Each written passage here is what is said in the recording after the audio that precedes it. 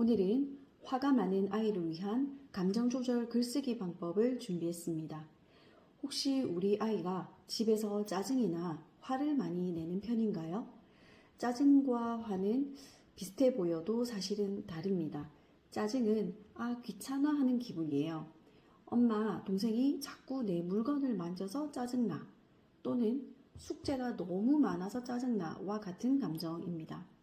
하지만 화는 이건 너무해 라는 감정이 깔려 있어요. 친구가 나를 일부러 놀려서 화가 났어. 아빠가 내 말을 안 들어줘서 너무 화가 나와 같은 일종의 내 마음을 무시할 때 느껴지는 감정에 가깝습니다.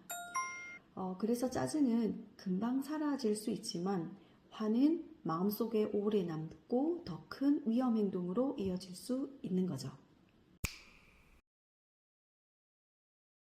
그래서 부모님들은 아이가 화가 많으면 걱정이 앞섭니다. 하지만 우리가 꼭 알아야 하는 건 화는 잘못된 감정이 아니라는 겁니다. 우리 뇌가 지금 위험해 라고 알려주는 경고등 같은 거예요. 우리 뇌에는 편도체라는 감정센터가 있는데 이곳은 무언가 불편하거나 억울하면 아주 빠르게 반응을 한다고 합니다. 예를 들면 친구가 나를 무시했을 때 또는 선생님이 나만 혼냈을 때처럼요. 이건 우리가 자신을 보호하려고 본능적으로 반응하는 감정인 거죠. 그런데 문제는 그 화가 말이나 행동으로 터져나올 때인 거예요. 그럴 땐 아이도 부모도 서로 상처받기가 쉬워집니다. 그럼 어떻게 해야 할까요? 바로 이럴 때 글쓰기가 도움이 될 수 있어요.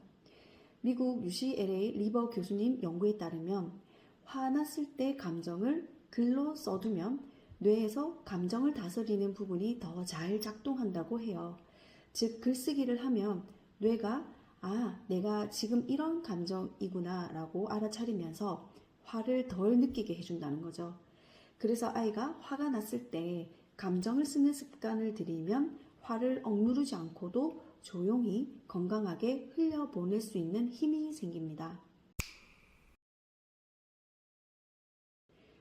그런데 화가 난 순간 바로 글쓰기는 어렵죠.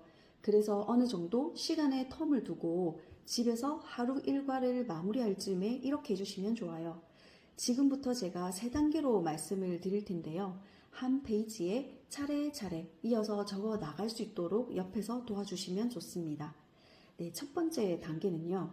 내 화가 폭발했던 순간 적기입니다. 질문은 이렇습니다. 오늘 내가 가장 화났던 순간은 언제였을까? 라는 질문이에요. 네, 이때 구체적인 상황을 떠올려 적게 하는 게 중요합니다. 시간, 장소, 그리고 누구와 함께 있었는지도 쓰면 좋아요. 이건 단순 회상이 아니라 뇌에게 그때의 감정을 밖으로 꺼내보자 라고 신호를 주는 작업이에요. 그리고 두 번째 단계는 그 감정에게 이름을 붙이도록 해주세요. 그때 내 마음은 무슨 색이었을까? 혹은 무슨 동물이었을까? 라고 질문을 하는 겁니다. 감정에 색깔이나 동물처럼 구체적 비유를 붙이면 추상적이었던 분노가 이해 가능한 감정으로 바뀌게 됩니다. 그리고 마지막으로 세 번째 단계는 그 상황에 있었던 나에게 마음으로 편지를 써보게 하는 방법입니다. 그때 그 상황에 있었던 나에게 무슨 말을 해주고 싶어? 라는 질문입니다. 이건 감정 거리두기 기법과 동일해요. 화났던 이전의 나와 지금의 나를 떨어진 존재로 생각하면서 스스로 관찰해 볼 수 있도록 도와주는 과정입니다.